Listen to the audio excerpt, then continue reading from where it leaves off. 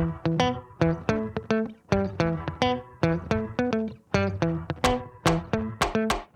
right, y'all. Before we dive in, a quick heads up. This show is raw, real, and definitely not rated PG. We're talking about adult themes, sexual content, and the kind of stuff you probably don't want blasting through your speakers at work or around your kids. So grab some headphones, pour your drink of choice, and get comfy. Oh, and just so we're clear, we are not licensed therapists, counselors, or sex coaches. Sex coaches, Sex coaches. not sex couches. We're just a couple of people sharing our lives experiences and sexy adventures and ethical non-monogamy.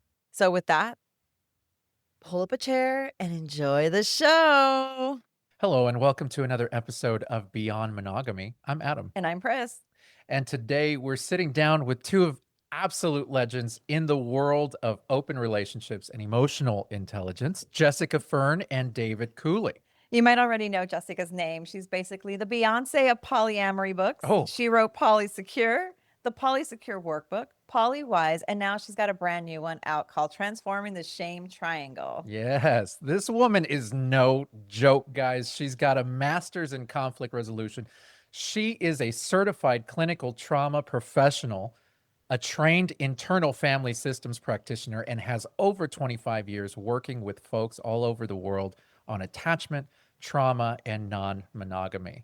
Basically, she helps people stop repeating the same emotional patterns and start creating love that actually lasts. And then there's David Cooley, who, let's be real, is the calm, grounded counterbalance to all of us emotionally chaotic people. Yeah. Yes. Yeah. Just like me. Totally. He's a professional restorative justice facilitator, a diversity and privilege awareness trainer, and the creator of the Restorative Relationship Conversations, which helps people turn conflict into connection instead of World War III. Instead of what now? I can't say It's it. a World War III. There Yeah. we go. One of us can use that one. So David's got that deep, mindful approach that just makes you feel seen and sane again. Together, they've shaped how we understand attachment repair and the emotional side of non-monogamy, and they do it with actual heart, not jargon. So today we're not doing the basic what is polyamory thing. We're going deeper, the messy, the funny, the uncomfortable, and the real life parts people don't usually talk about. Yeah. We're talking co-writing chaos, how resentment is jealousy's sneaky cousin, and those weird little relationship experiments that sound great in theory, but go sideways fast. So grab your coffee, grab your partner, and let's get Polywise with Jessica Fern and David Cooley. That's right. Welcome to the show, guys. Welcome. I told you it was a really. Oh, man. Wow. That was a long one. I got to admit, that was the longest one. It's because I was so excited to have you guys. And I was like, That goes down in history for our best intros. That's definitely the highest the bar has ever been set in an intro. Well, so Yeah. I figure in the very least, at least the intro would be good. If the rest of the show fails, they can drop it from that point. So And then go read your book. that's right. That's right. There you go. That's right. That's going to be it's going to go from the intro to the outro, and it's going to say, just read the you'll get everything from the book. All right. I love it. Before we get started into the talking points, which I have several, I really want to familiarize our audience, our listeners, with not necessarily who y'all are as writers, but maybe a little bit more personal. And if I could start with Jessica, how did you find yourself in the world of non-monogamy? Yeah. As a professional or as personally? Either or, actually, or Either. both. I want to know personally. Yeah. Yeah. I mean, personally, it was like being 14 and kissing a girl best friend with a guy at the same time and just being like, oh, this is a thing. Right. Nice. Yeah. I mean, sometimes it's just as simple as that. Yeah. Yeah. As simple as that. Right. And then there's, iterations of it throughout Yeah. time. And then eventually it led you to your professional journey. It did, right? And that really felt like it came to me where I was working as a therapist with couples. And in 1 week, all of my therapy couples clients brought to session wanting to open up their relationship. And even though personally I had experience or known about it, professionally, I was like, oh, the only thing I know about this is that it's pathologized. Like, what do I do? And so I really had to figure out how to support my clients.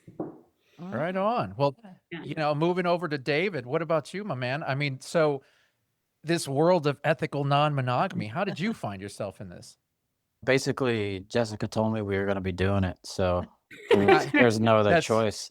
I found Yeah. myself doing the podcast for the same reasons. Yeah. I mean, No, not that it- Jessica told me, but my wife that's- told me. Yeah. That's right. No, she, in that same anecdote where she was starting to get exposed to it through clients' inquiry, it became something philosophically intriguing for both of us. And so that's something that we've really connected on deeply is intellectual, emotional stimulation. Whenever there's something that's intriguing to one, it's usually a crossover for both. And so we started to really think about it. So we went into a deep dive of what are the implications of it? What are the philosophical principles and values that really feel compelling to us about this? And so I think it was about 6, 7, not only kind of 6 month, 8-month window where we started to really say, is this something that we could do? Right on. That's awesome. Oh. Yeah, we kind of did that for a little bit. Yeah, you could say that. You could Yeah. say that. We started doing the poly thing and I did not care for it. Well, so Because I was 40 and you were in your 40s. I was going through menopause. Yeah. I was about 3 hours away from my kids and my husband, and it just was not, Wasn't a good time. no, a good mentally for me, time. it was not a good time. I had not been diagnosed. And so when I went to the doctor and they told me, I was like, oh, I mean, I could tell that my emotions were off. And so like, I was like, we're not doing this poly thing anymore. I, on the other hand, had a really good time as Polly. It really, I mean, it served its purposes for us Yeah. in that it really helped us learn how to communicate, which I think was incredible because I thought we could communicate well before, and apparently we did not. Yeah. Yeah, I mean that's we Yeah. definitely had our wrestles with it, and it's still in the air, which I love. Yeah. But yeah. I'm not gonna hold you up. No. I'm gonna talk about myself all day long. Yes, you will. Jessica, I see your happy smiling face in front of me here. I have a question for you. We're going to kick this off real easy. If your partnership or collaboration with David was a movie, what would be the behind the scenes moment that never makes the trailer but totally explains how you two work together? Oh my God, I need Dave to answer this one too. Yeah. Well, you guys are collaborative. I mean, yeah. Yeah. Is it like us having these conversations about big things, like while making lunch and breakfast for our son? Could be Yeah. part of it. Could be Yeah. part of it. Yeah. Mhm. Like Yeah. a rom-com. That would definitely be ours. Yeah. Or Rambo. I mean, one of them. Yeah, well, in our relationship, because everybody's got to have that balance. In our relationship, I'm the positive, happy one. Pause. Right. Oh, I wasn't. If you were expecting me to finish that, I wasn't. Yeah. I would rather label myself, and you guys figure out the rest. Okay. That's Yeah. right. Well, in that case, our roles are reversed, Adam, because one of the behind the scenes things that I would never want anyone to see is my mental and emotional breakdowns that Jessica has to hold infinite space for. That's probably something that you wouldn't want to see unless you were really into sensationalism. I get it, because as soon as I turn this off, I have my mental breakdown. But she doesn't comfort me at all. She's part of it. Okay. Right, Yeah. she's part So yeah, you're unlucky in There that you sense. go. I I just won spray the water bottle. lottery. Yeah. Yeah, she is not my fixer. I'm actually like you, David. So I do have those little mental breakdowns, and it's like, oof. And yeah, he has the mental space for it, which is amazing. But then he has a house full of those because most of our We have kids a lot of kids. the same thing. Y'all have one, right? So We have one. How many do you have? We have 5, 4 in the house, and they're Wow. we're blended Yeah. family. So the oldest one is out of the house. She's 26, but the 4 that are here, they're all the same age. So we have 2 19-year-olds, And girl, two boy, 14-year-olds. and 2 14-year-olds, Oh, boys. wow. And 2 are mine and 2 are his. And yeah, it's a chaotic little life, Yeah. but yeah. it's fun. They So are you know good how I kids. said I quit the show 40 times? I tried to quit being parenting and doing all that, at least more than that, but it never happened. Like I by law, I think we have to stay here. So I have a Yeah. I have a Yeah. really good question. So and I have to know this. So when y'all two write together, who's the chaos gremlin? Like, who's the one hitting sends on half finished drafts and saying, we'll fix that later? I kind of have an idea of who it is, but Oh, that's funny. Well, Dave's always a gremlin. That's yeah, I prefer the term curmudgeon. curmudgeon. I Yeah. liked it. Yeah. That's my spirit animal. That's Is my it? totem. Yeah. Yeah. I'm the half finished person. Like, I'll start something or I'll do like 20 little things and then come back to it. So Yeah, her squirrel moments Yeah. are I very have much- many TikTok drafts I have not posted yet for And- her. the Well- role that we play often, because we're a partnership often, she comes up with a billion ideas and I have to be the one to put them in motion. Yeah. And so Yeah. I'm constantly putting things in motion that I know aren't going to go anywhere, but I'm like, okay, whatever you need, and now we're here. Yeah. The Right. I think podcast, because this I is think right. one of the best ways to understand our dynamic is through two different personality assessment models. One is the Enneagram and one is the Myers-Briggs. Do you know anything about those systems? I do know not- about the I- Myers-Briggs. Yes. Okay. Right. And is so Enneagram is another typology, which is really interesting. There's 9 different types, but within that, an infinite world of complexity and nuance. Right. And so on the Enneagram, I'm a 5, which is the investigator, a very mental type. And with that comes a very perfectionist, especially around language, because that's a primary way that I express myself or identify myself in the world. So for me, there's a lot of perfectionism. There's a lot of over fixation on the structure of language, whereas Jessica's a 9, which is the peacemaker, has kind of a more balanced global approach to things, which is super helpful. So there's a balancing in terms of I like to really refine language. And Jessica has an overarching structural understanding of this is what people need to hear. This is how you humanize language so it doesn't sound like a robot. That's a nice way we play off each other. Yeah. From the Myers-Briggs perspective, I'm an INFP and she's an INFJ. These are two supposedly the rarest types on the Myers-Briggs system. And it's the real difference is that last letter, the P and the J. She has the J, I have the P, which is perceptual, a feeling kind of intuitive relationship to information organizing. Whereas that J is judgment. I forget, it's like the judging type. It's not like judgment in terms of Not being like being critical. a judgy person. Yeah. Right. It's, It's the way a cognitively organized information. I've known a couple INFJs like her, and they have it's this superpower. They have this spiritual, emotional, intuitive, flowful, beautiful depthfulness that I have, but that last letter, that J that she has, allows her to condense it, consolidate it, and express it in a way that's super organized and super easy to digest. I would give an organ to be able to do what she does, but it's this critical piece in our relationship where she's able to really hone and craft and sort of direct our efforts in a way that makes it really sweet. I like that. So there's no throwing laptops across the room type No, of and you situation. know what? I'm if you don't mind, I'm actually going to quote you on that, put it in a Hallmark card, and I'm going to give it to her for Yeah. Wednesday. That's Because that was actually really sweet. yeah, That was those nice. are really Beautiful. good. Yeah, those are really good assessments because you have to know, right? Like you have a relationship with your partner and it's great, but when you start working together, it can get a little chaotic. I mean, I love working with Adams. He Yeah. makes me laugh all the time. So this Yeah, is this us. is me all the time. This is is us her all the time, right? Yeah. I'm always You rolling my eyes. I'm I'm always like, full, like I'm a lot, yeah, and I'm normally very caffeinated. yeah. He's the, he's the funny one. I'm more of the cynical one, and we kind of balance off and we kind of work together really well, but it doesn't work for a lot of people usually. No, So, yeah, I see Yeah. the good in everybody. I love everybody the first Yeah. time I meet them. Oh, wow. It takes a lot for a person to make me go, okay, I need to stay away from that person because Yeah. they are just too toxic. Yeah. It normally is like third strike, you're out. Okay, that's enough.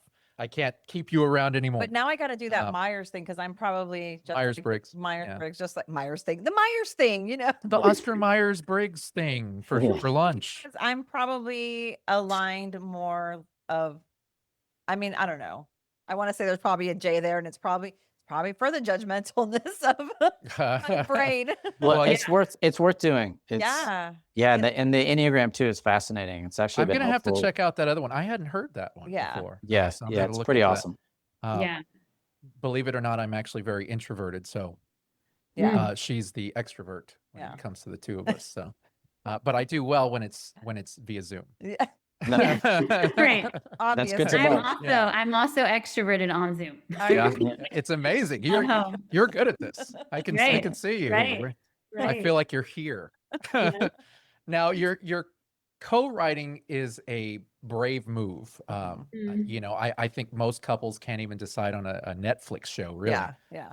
But I think I always liked that y'all really came together and created something that I just think is really, really cool. Yeah. You've both talked about paradigm shifts, about beyond mononormative conditioning. Mhm. What's one old belief that still tries to creep up on you even after all of this work? I would say one that's still hard to deconstruct is around sacredness and sex. Sacredness and sex. Yeah. What that do you mean by sacredness? Like, And it comes up a lot. And maybe it's also because I'm seeing it, like there'll be kind of themes that show up through the years where like, oh, everyone's trying to deconstruct this thing. And then a few Gotcha. years later, it's like everyone's deconstructing this, Mhm.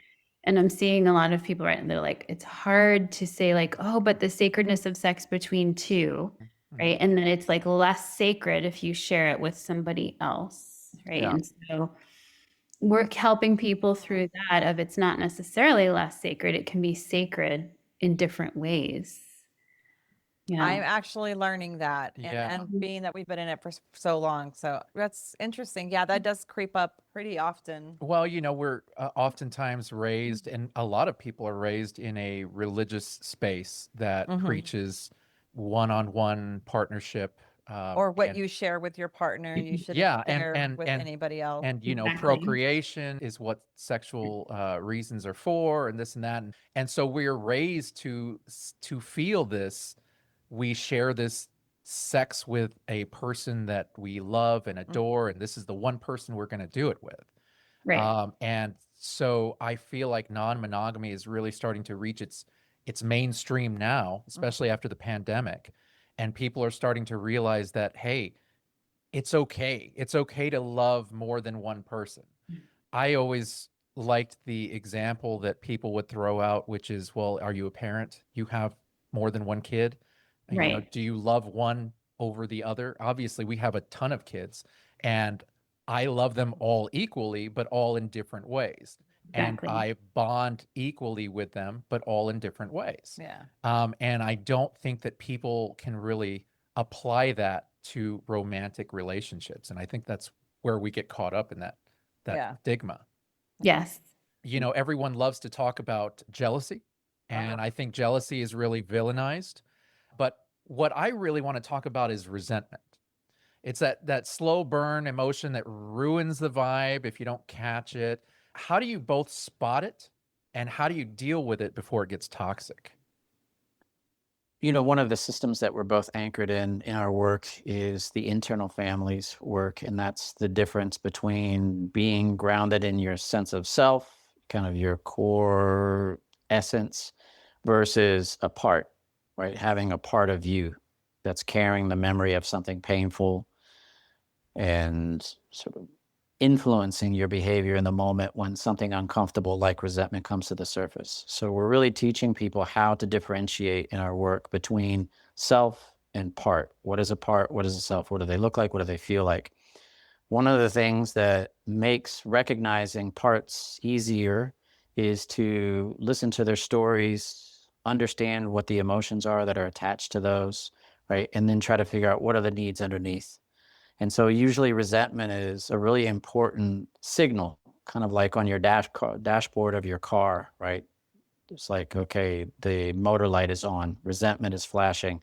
What is it that we need to look at? There's a part that's speaking here.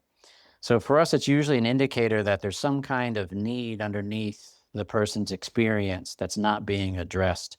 So we're really using it as a way to find ourselves to the need versus seeing resentment as fundamentally problematic or something that we need to stop or shut down or fix. We really want to invite it to the surface and explore what is it trying to tell us about our lived experience. Mm-hmm. Right on. I Yeah. like that. And I would add that it's often pointing to a long-standing dynamic where there's been an imbalance between two people. Someone feels like they've either been over-functioning and the other partner's been under-functioning, or I've been absorbing things, or I haven't been speaking up for my own needs and boundaries. So there's some kind of dynamic like that, and then therefore resentment is building. Wow. And I would figure it's rare that new couples that get together automatically reach that space where they're on the level. They're both on the same level. I think that there's more push and pull at times when it comes to relationships normally, right? I mean, there's a lot of, one person takes the role a bit more and the Yeah. other person gives more and that sort of thing. And then over time they figure it out. Would you say as you found? Yeah. Yeah, of course. Right. Well, that's one of the misnomers I think about the work on the surface, is that everything's supposed to be fair or balanced. And that's not usually how relationships are. There's usually fundamental, stark imbalances in people's dynamics. And so we're wanting to dismantle or deconstruct this idea that things are supposed to be fair or 50-50, because that's usually not how things work. And so what we're trying to figure out is, what are the actual needs that are trying to be met here in a relationship, and then try to leverage those needs to create more of a sense of balance. It's not that you don't have a sense of balance, but we're not trying to create sort of this, you do this much, I do this much. What are the lived experiences? What are the strengths and weaknesses? What are the wounds and traumas that we have that we're trying to heal together in the context of the relationship? Yeah, I think people are much more fluid, and there's just so many different things. None of us can fit into that one box. Mhm. And so, yeah, I don't know if it's even really possible. I always wondered, and I'm kind of curious on your thoughts as far as when it comes to relationships, whether it be one-on-one or one-on-many. What kind, I know people that are really big into the 50-50. We were at one point when we got together of it being 50-50. Now we've reached that point where it's like it's give and take. Some days it's 60-40. Or is that math right? Yeah. Okay. Yes. Better Like, be. that's off the cuff. Some days she's giving more and I'm taking more, and some days it's vice versa. Yeah. There's never really days where it's 100% 50-50.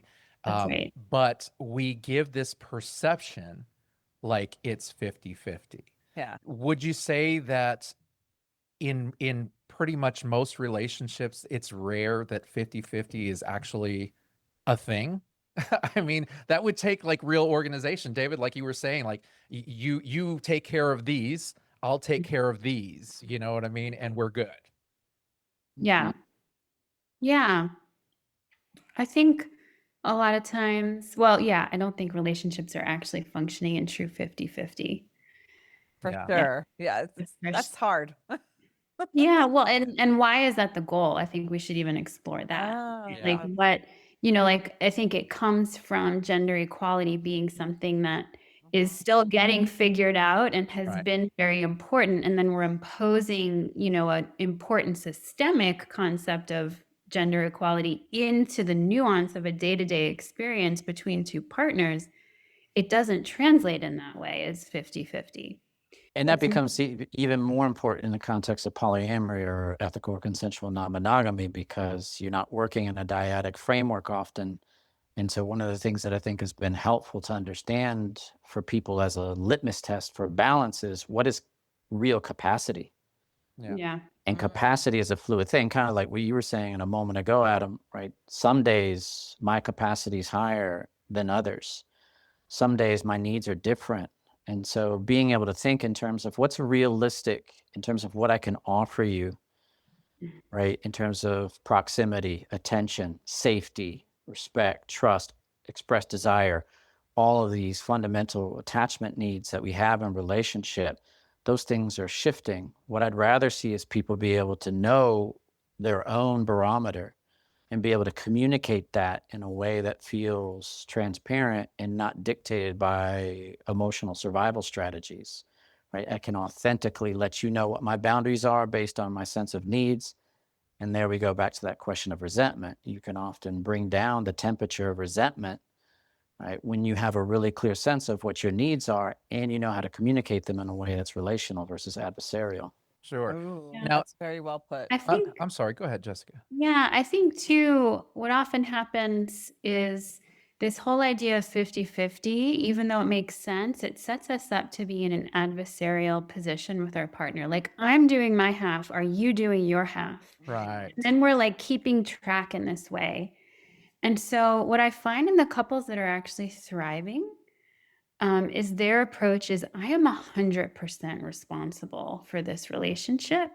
And so is my partner, but I am going to show up with my 100%. And then obviously I expect that too of my partner, but that ebbs and flows like we've already been saying. Sure. Yeah. And that can really apply well to a one-on-one relationship, but when you open it up to a few more and you're trying to keep as much of yourself in each and every relationship, and you're trying to put your best in every relationship, even your relationships, I would think wouldn't all equally be. They're That's not right. all going to be You would equal. have, you'd have one relationship that was really like you're putting way more into it. You'd have one relationship that's probably a bit less, and even one that's even a bit less than that. Because I mean, it takes a lot out of you. Yeah. It's exhausting. That's really a good point, especially for the ethical non-monogamous community, because the partnerships or the constellations of relationships that I see struggle the most are when people are trying to take this static model of my 100% and then do that here and then Yes. here. Whereas the partnerships that do the best are the ones that have very specific needs that they're recognizing can't be met by a certain partnership.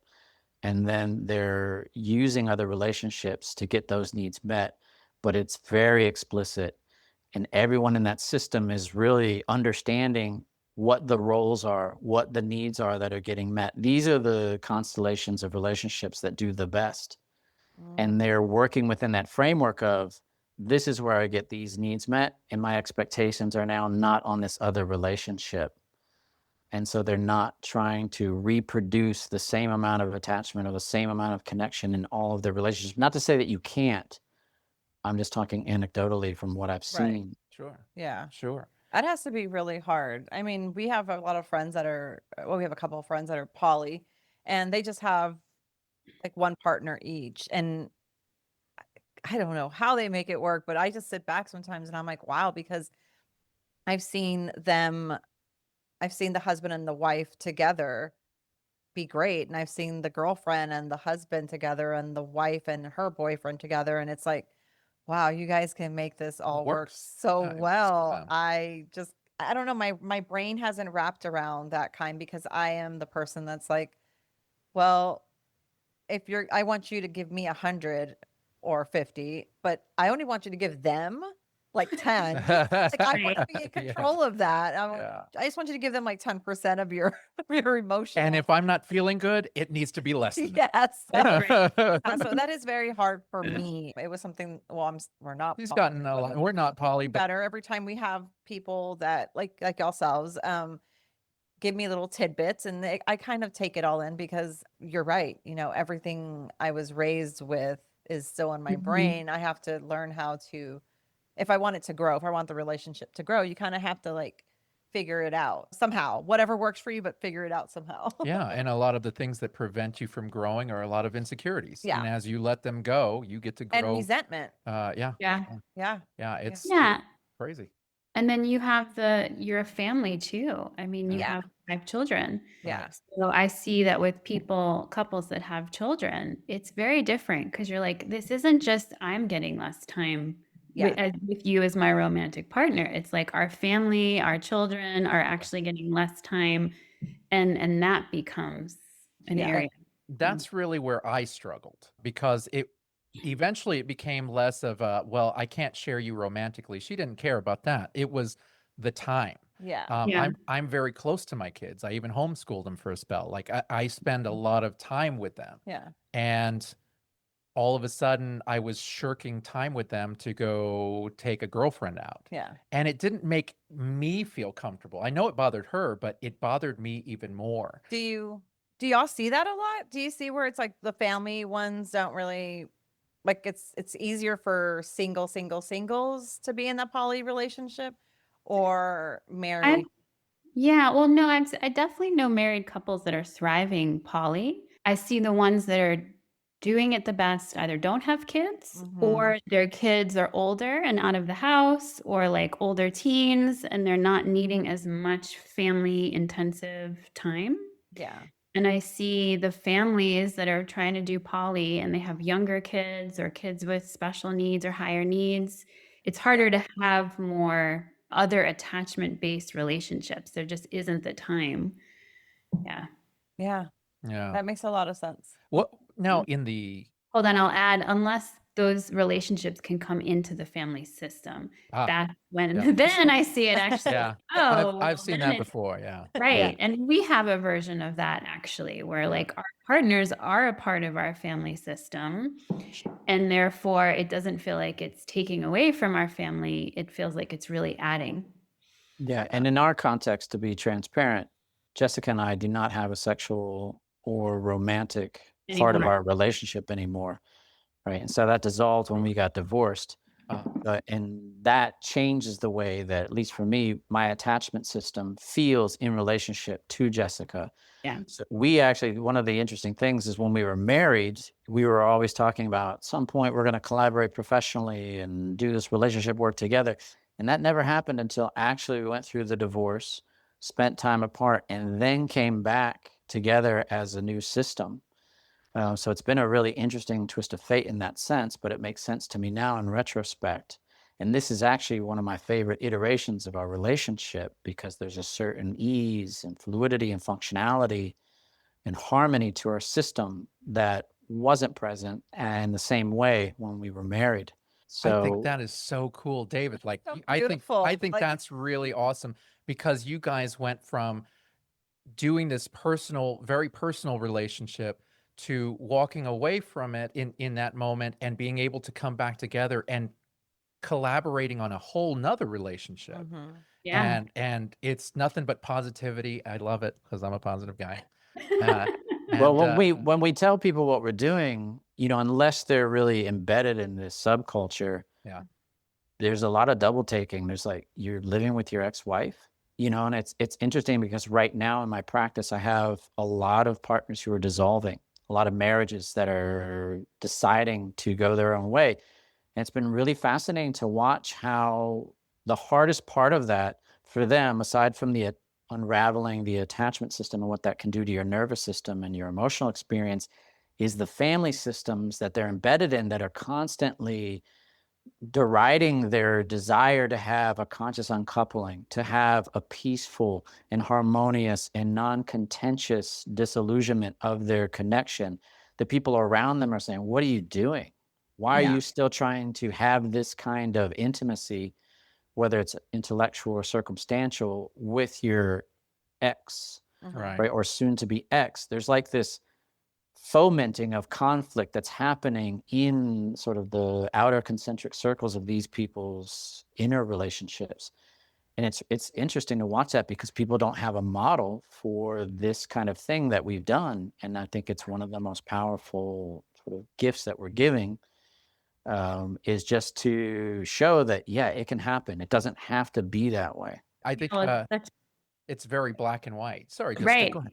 I was going to say it's such a Yeah. binary. You're either together or you're exes. Yeah, And and that's the way we're kind of raised. It's like there's no in between. There's no gray area. You're either with them or you hate them. Yeah. And they have to stay away from you, which just so happens to be the case for both of us.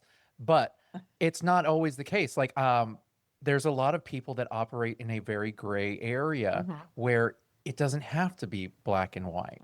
And I think, especially when you're co-parenting, you really have to play in that gray area as much as possible for the sake of the kids. yeah. Because, even if there are other partners around, we are non-monogamous, our exes are not.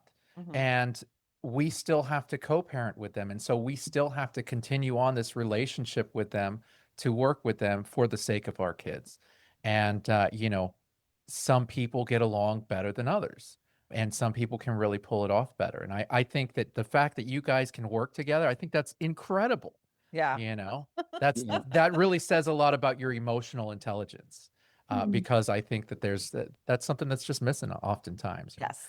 Well, Uh, you were asking earlier about, what are some of the hangovers of the monogamous paradigm on Yeah. our lived experience? And I think actually this is one of the lesser talked about facets of mononormative culture, which is that sort of black and white. We're either together, we're not. And if we're not, then basically there's this contentious relationship that we have. You're out. You're Sure. in or you're out.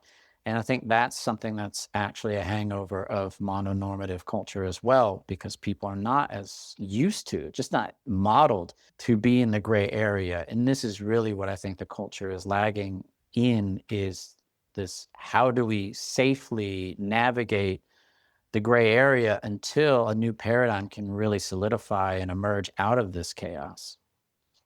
Right on. That's very well put. Oh man, David, I Leave it feel to so Dave. enlightened right now. So I got to ask you, David, because I'm already on you right now. This wonderful experience of non-monogamy. I mean, obviously you're working in the field. What would you say is the biggest learning experience that you've come across, like in this entire time? Like, obviously everything is a learning experience. Every day you're learning something new. Every time you establish a relationship, there's always something new. But that one monumental piece that just kind of made you sit back and go, huh, okay, this one's going to stay with me for a while. Yeah, that's easy. When we started to fall apart as a married couple and I started to really exhibit extreme behavior, what I now know was essentially a form of primal panic, it forced me to really confront attachment and what my attachment system was doing. Right? It wasn't until Jessica basically put a hard, I'm not talking to you until you read the description of anxious attachment style and the way that manifests when it's totally dysregulated, Yeah. that I really started to have probably one of the most sober reckonings of my life with my own nervous system, my own organism, my own just totality of being.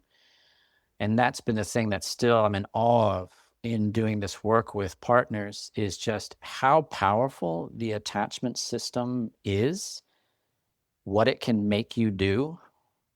Right? When I was in restorative justice, a lot of the cases that we couldn't touch were domestic violence or domestic abuse. Like where I was specifically, cops would want to refer cases to us, and by law in this state, we can't.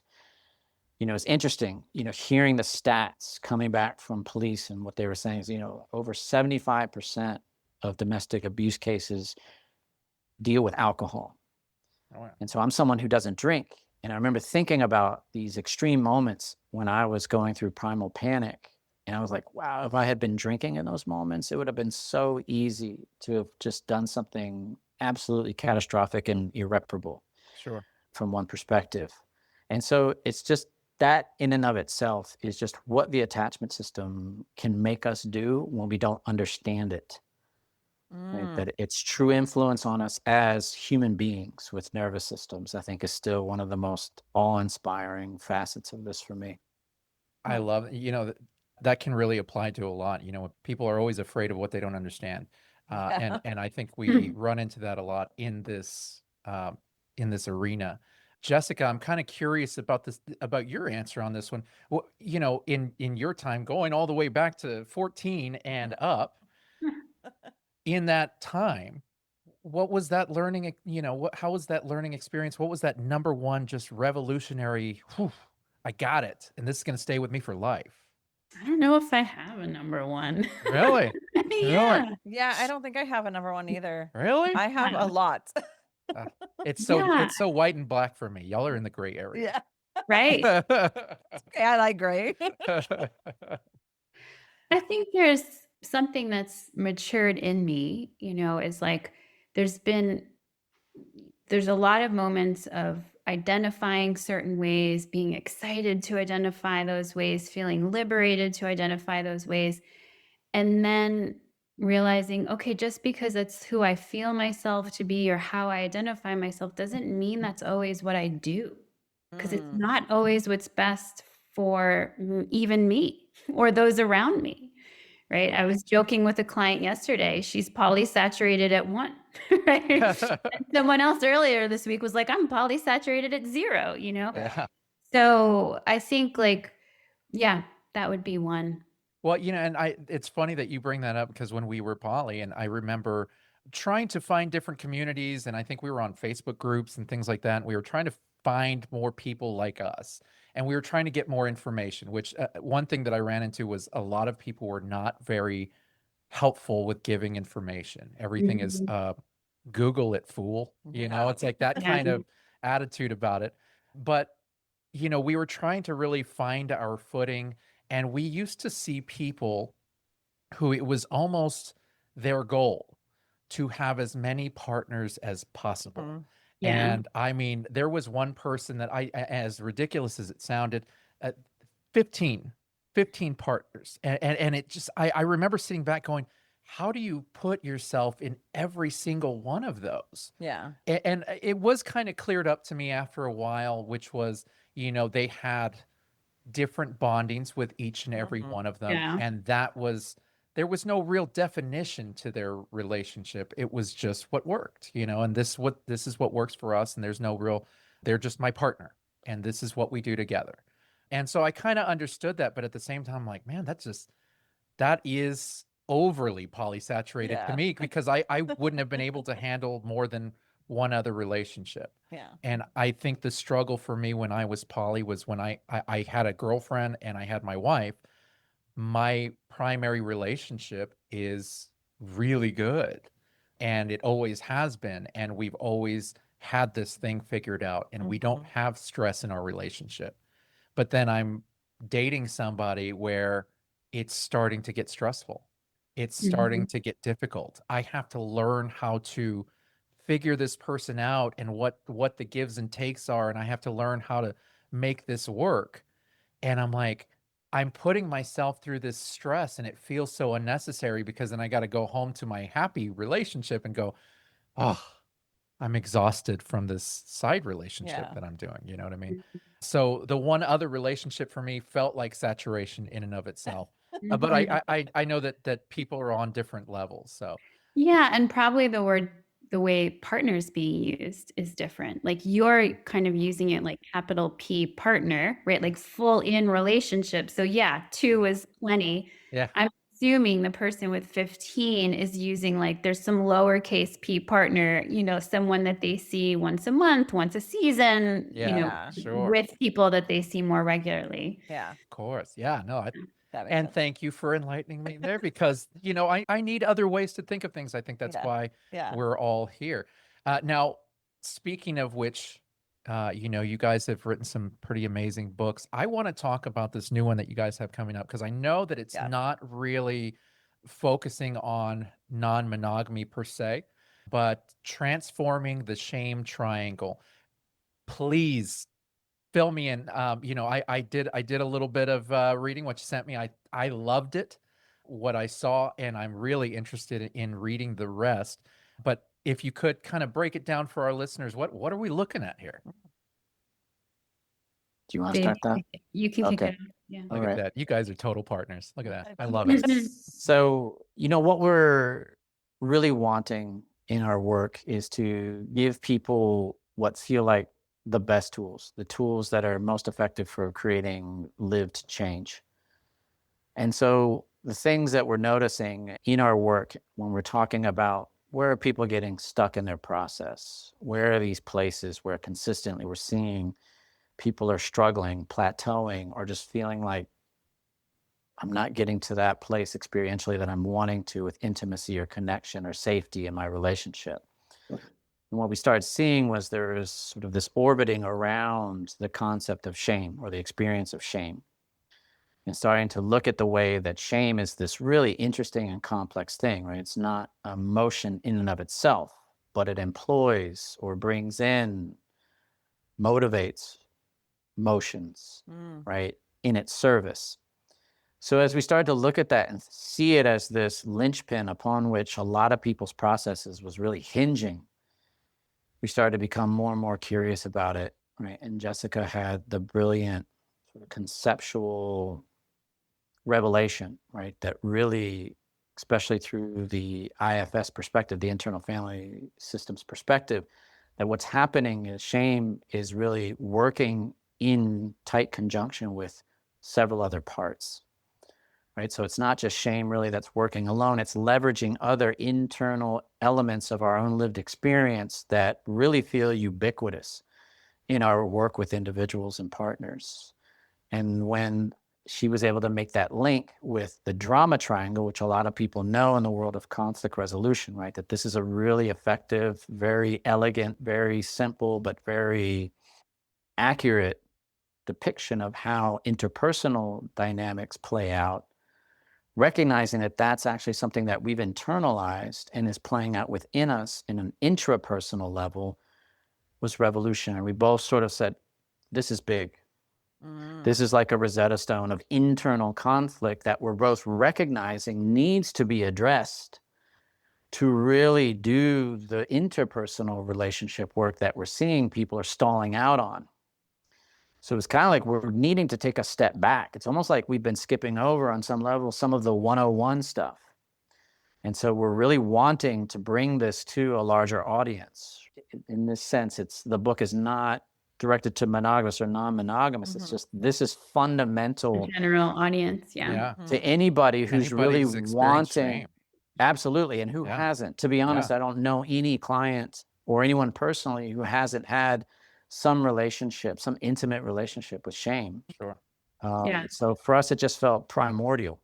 Yeah, I definitely, when I read what I read, I could relate to it, and I could see initially, Jessica, when you told me, well, it doesn't not apply, but it does apply. You know what I mean? And I was like, I didn't quite understand what you were telling me. You were trying to give it to me without giving me too much.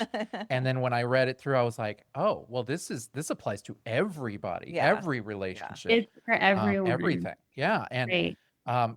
we see and experience shame a lot in non-monogamy, obviously. Yeah. There's a lot of internal shame and external shame. And if there was an external shame, I feel like we would still feel internal shame for the fear of what's everybody going to think, Yeah. Yes. But I really, I'm really looking forward to this. Now, Jessica, what even brought this up? Like what brought this out? Like, how did this even come about? Yeah, I was doing, more one-on-one work with people. I had known and even taught the drama triangle for years and loved it. And so if people aren't familiar, it's the persecutor, the victim, and the rescuer, those three archetypal roles and positions that in conflict, and we don't need three people, it could be two people that are jumping back and forth of being in the victim position, and you're the persecutor and back and forth, and then I'll apologize to rescue.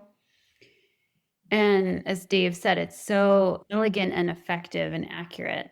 And so then I'm working with people more one-on-one of like, what's getting in the way of whatever it is, their potential of what they want, their career, family issues, relationship stuff. And it would always come back to an inner voice that was beating them up. And so I'd hear them describe this inner voice beating them up. And I was like, oh, that's an inner persecutor. The inner villain, the inner bad guy. And it tends to speak to us in second person. What's wrong with you? How could you? You should have And then I'd go, wait a minute. Okay, who's this voice talking to? And then I realized, oh, our inner victim, that's shame. It's the part of us that hears our inner critic beating us up. And in first person goes, you're right.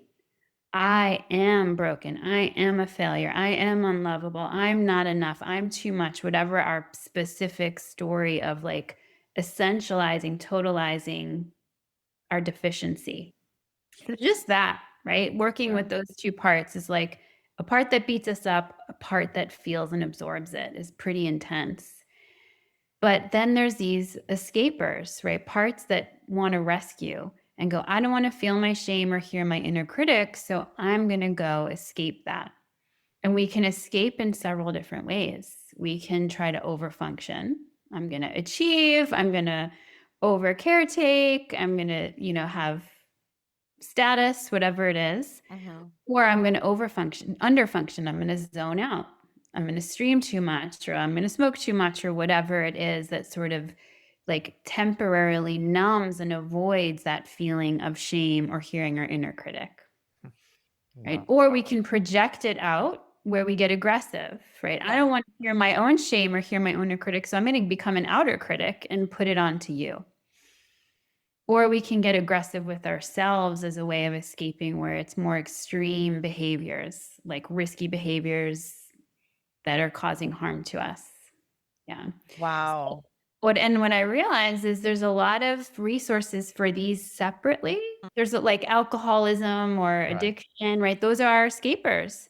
Or depression is even an escaper. There's a lot of stuff for that, but it's not connecting it to shame and inner critic. And if we don't work on those two parts, we kind of only get so far. And it really does apply. I mean, that all applies to like my first relationship. And we were not swingers. We were just together. Like, there was cheating and whatnot. And of course, Promiscuity. Yeah. And so a lot of that shame, and it does follow you through relationships and relationships. Well, yeah, right. And if I have too harsh of an inner critic and shame, when my partner gives me feedback, I can't take it. Nope. Yeah. Right? I can't receive the importance of the feedback they're giving me because it goes straight into a shame response, which then is a defense response. Yeah. So often that's what's getting in the work. Dave and I were really seeing, this is what's also getting in the way. Our inner shame triangle is getting in the way of relationships, right? Or all of our escapers are these codependent strategies we're stuck in with my escaper and your escaper are codependent with each other. Yeah, and this is really where you start to get specific and nuanced in sort of the importance of this work, right? And being able to intersect between interwork or inner work and the interpersonal work. Because when you're talking about conflict, what you're trying to figure out is, how do we hold the hurt in our relationship? So if I feel hurt by you, how do I hold that? How do I communicate that? The flip side of that is, how do I receive your hurt? Yeah. And so what we're seeing is that flip side, when partners are in the moment of needing to be able to receive well the feedback that they've been hurt or had an impact, right, on their partner, that's when the shame triangle starts to kick in, and it starts to inhibit that capacity to take that feedback in, right? That you've hurt somebody, your behavior has had an impact, even if you didn't intend to. And it's specifically the shame triangle dynamics that keep people from being able to really take that in, because it's too painful, because it's going right to that idea that I'm a bad person, I'm a bad partner. Nothing I do is right. I can't get it right. Those kind of stories that we start to say. And you really do see it and hear it in a lot of different relationships, not only in the ethical non-monogamy. Yeah. Wait, and I'm a big believer in anytime we have insecurities about things and whatever comes up that seems negative, I always want to get to the root of it. Yeah. And you want to dig until you can get to the right spot that says, this is why you have this. This is why you're feeling this. And essentially, that's what you guys have done. Yeah. You guys have taken this whirlwind of issues that we see as people in regular life, and you guys have dug down to the absolute root of it, which a lot of it revolves around shame and that internal voice. It really does. My internal voice is my parents. It's just one of those things. Yeah. So I find that incredibly interesting. Now, as far as has the book been released yet, guys? It's coming out on Halloween. I knew it was. I didn't think it had, but I didn't want to step over that either. So your book is getting released on Halloween. This show will actually be dropped the week before, that Sunday before Halloween. Oh, nice. Perfect. Yeah. Perfect. So it'll be the what is that? 26th. Yeah. Yeah. Well, perfect. Well, people hear this and it's before the 31st and they go to our websites. There's a 20% coupon directly from the distributor to get the book. So Oh. even get a little deal. Oh, look Okay. at that. We'll have everything that our listeners need. It'll be there in the show notes. I've already downloaded your other books, so I'm Yeah, definitely she was listening to you narrate. So we've been hearing you all morning long. You know our voice as well. do. That's right. Yes. That's right. But so with the book releasing on Halloween, where can we see you guys? Are y'all going to have some book signings coming up, or is there what are the following events that'll be following the book release? Yeah, so we're going to do, the first one's going to be on the 28th here in Asheville, which is where we're located. There's a really sweet bookstore downtown called Malaprops. So on the 28th, we're going to be there. Okay. Then we're going to be in Atlanta on November, is it the 4th or the 3rd? 4th, Tuesday the 4th. Yeah, Cherish Books in Atlanta, which we're excited about. And then skip a week, and the week of the, what is it? The Week of the 17th. 17th. November. We're going to be in Cali. So we're going to be in the Bay Area. We're going to do a series of events kind of back and forth between San Francisco and Oakland. And that's going to culminate in a day-long workshop for people that are really wanting to take a deep dive into this work on Saturday, 22nd. So anyone that's interested, I guess we should put that on our website too. Do you have it on your Instagram? It's going to be on my website before y'all. Come on. Right. No, it's on my website. Yeah, people can register or see all of the, bookstore signings or the day-long workshop. Which worth saying is www.jessicafern.com. Yes. That's right. It was going to get dropped. And now that I've said it, I can post it over and over again throughout the show. There you So go. that works. Well, I am just tickled pink that y'all were here. I am exceptionally excited for the future of this new book that you guys have coming out. I'm looking forward to getting it myself. Yeah. Jessica and David, you two are amazing. Seriously. This was one of those episodes that sticks with you, equal parts brain food and hard work. I love that. I love that. Yeah. Yeah. We all brought our 100%. That's right. There's no 50-50 here. No This way. wasn't 50-50. That's right. That math don't be mathing. Right. That's right. Yeah, thank you so much for having us on. Yeah, It's thank so you. great to meet you. It's great to meet you guys. guys too. And you know what? I've got Thank your you. schedule. I may pop up sometime. I don't Yeah. know. We like to travel. Yeah. So we may show up to one of those events and get our book signed. Yeah. That would be Thank pretty you. cool. And there will be more in 2026. We're going to be launching more online courses and more in-person, longer workshops. So I Excellent. love Well, that. I feel like there's so much that was unsaid. I would love Mhm. to have you guys back on the show at some point. But with that said, thank you guys so much for sharing your time, your insight, and for helping us all love a little bit better and communicate a little cleaner. If you want to dig into more of their work, grab Jessica's new book, Transforming the Shame Triangle, and check out Polywise and Polysecure. If you haven't yet, we'll have all their links at our website at www.beyond-monogamy.com under the guest bio section.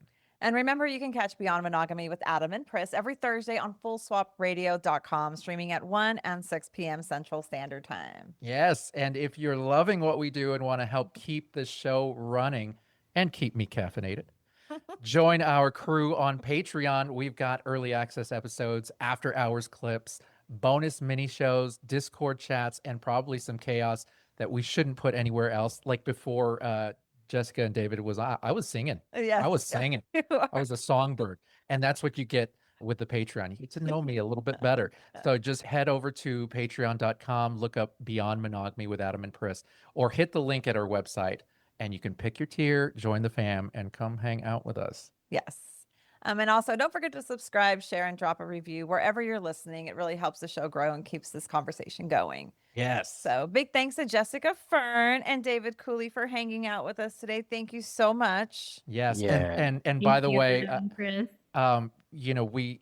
we can't afford our therapists anymore. So I feel like it's very important that we all become friends so that I can throw my problems at you guys and feel better about myself after 30 minutes or so. Okay. Yeah, for every relational crisis, you just have a podcast episode and we'll come on. I love that. That's the way to do perfect. it. That's right. We're just going to throw all sorts of problems at you and we'll feel enlightened David needs to go afterwards. get his nap in. I'm not going to hold you anymore, Dave. I promise you.